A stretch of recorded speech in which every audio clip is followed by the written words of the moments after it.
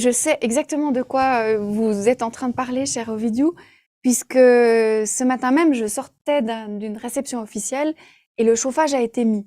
Donc, le plan français qui a été annoncé par la Première ministre le 23 juin, il prévoit pas seulement l'austérité énergétique, il prévoit 4 choses.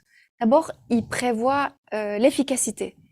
Il y a un engagement du gouvernement français et qui va après s'appliquer évidemment aux bâtiments publics, aux compagnies publiques, mais aussi va entrer dans une discussion, par exemple, sur les économies d'énergie dans les bâtiments, qui aujourd'hui sont très très importantes. C'est finalement un terrain intéressant d'économie. Donc l'efficacité énergétique, en France, dans le plan, il est prévu qu'on dépense 10% de moins qu'en 2019, en 2021. Et pour vous dire, nous, on a essayé l'hiver dernier déjà de l'appliquer à l'ambassade de France, puisque nous avons un plan qui s'appelle Ambassade verte, et avec un audit énergétique, on est capable de dire, là, on peut faire des économies d'énergie. Est-ce que c'est en baissant ou en mettant la température un peu plus basse? Nous le croyons. Et nous pensons qu'on peut très bien vivre en bonne forme avec une température moins élevée et que c'est une des idées. La deuxième idée, évidemment, c'est la sobriété énergétique. Sobriété est un mot que nous préférons à austérité. En France aussi, austérité veut dire que on est arrivé dans la récession.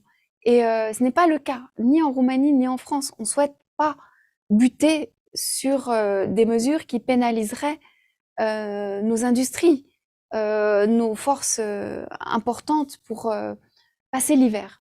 Passer l'hiver, c'est le maître mot. Donc les économies d'énergie et la sobriété énergétique, aujourd'hui, c'est l'idée qu'en 2050, on pourra économiser 40%, par exemple, en lançant le plus d'énergie renouvelable. Et ça a servi énormément, ce plan d'incitation, incitation à toutes les compagnies, par exemple Total Energy, qui s'installe en Roumanie et qui a un grand plan d'investissement dans les énergies renouvelables. Ou bien, je pense aussi au parc nucléaire, le parc nucléaire français ou évidemment la centrale de Tchernavoda.